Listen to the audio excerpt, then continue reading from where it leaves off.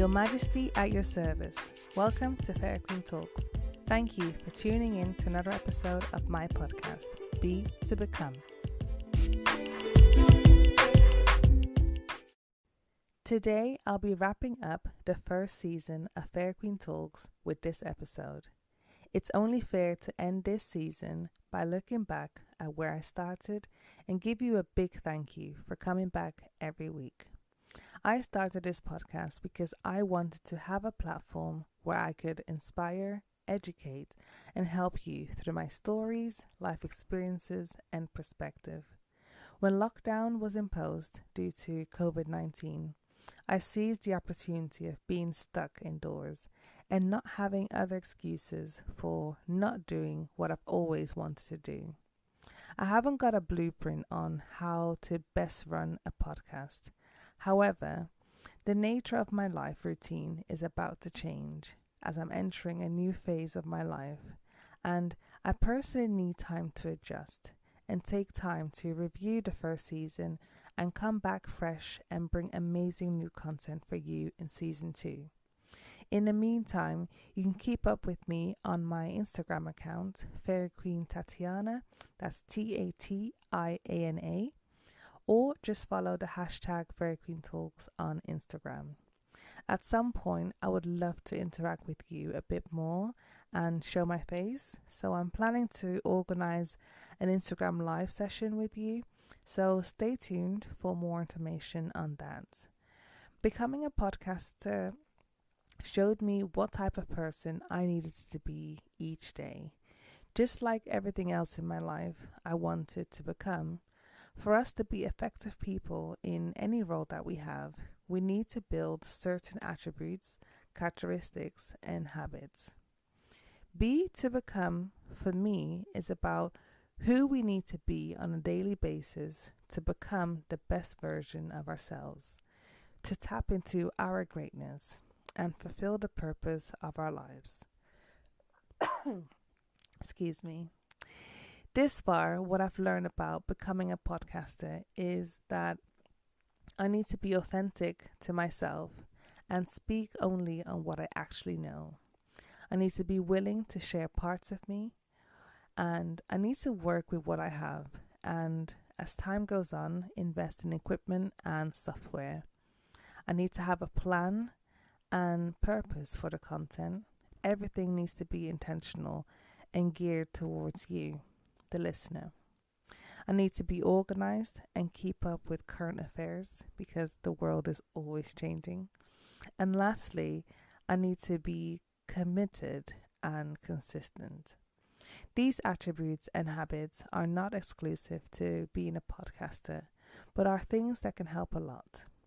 As a young girl, I've always dreamt and had a goal of having an amazing education, have a career, be married, and have children. Now, having become all of those things, it's easy to become complacent and think I don't have to do anything anymore. I've expressed in previous episodes that sometimes our goals deepen, and at this stage of my life, I want to be an effective and the best wife I can be, the best mum, the best employee. This means that I need to be and have the following things. I need to be a person who is actively giving love without conditions. I need to forgive and not hold on to things against others. I need to let go of things that are very little and pick my battles. I need to be willing to be a learner and never think that I know it all. I need to be thankful for what I have. And lastly, I need to be at peace because my vibe affects my mind and those around me. When we think about who we want to become, let's focus on what we need to be. A few years ago, someone told me about a book called The 7 Habits of Highly Effective People. Now, I won't lie and say that I've read it, but I've seen plenty or read plenty of articles and infographics about it to have an idea what it's about. So today for the last episode, I want to go over the 7 habits that effective people have, and I hope that you can translate them in different parts of your life. So, number 1, sharpen the soul. Don't work yourself to death. Strive for a sustainable lifestyle that affords you time to recuperate, recharge, and be effective in the long term. 2, be proactive. You have a natural need to wield influence on the world around you. So don't spend your time just reacting to external events and circumstances. Take charge and assume responsibility for your life. 3, begin with an end in mind. Don't spend your life working aimlessly, tackling whatever job is at hand. Have a vision for the future and align your actions accordingly to make it into a reality. 4, put first things first. To prioritize your work, focus on what's important, meaning the things that bring you closer to your vision of the future.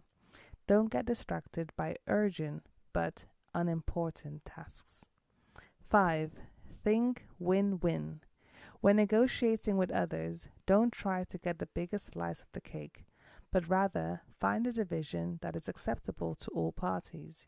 You will still get your fair share and build strong positive relationships in the process. 6, seek first to understand, then to be understood.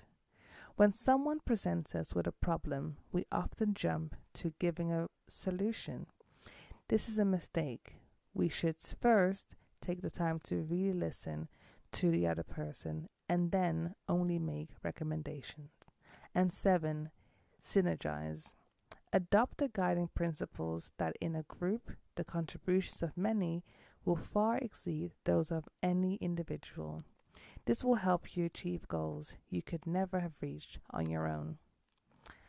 As we've come to the end of the first season of Fairyqueen Talks, I hope that you've enjoyed the episodes each and every week. If you've missed a couple, don't worry.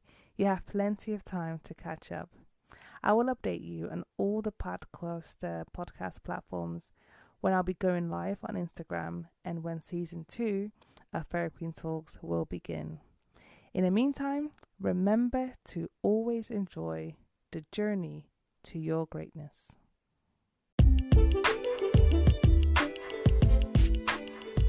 At the end of each episode, I address the Queendom.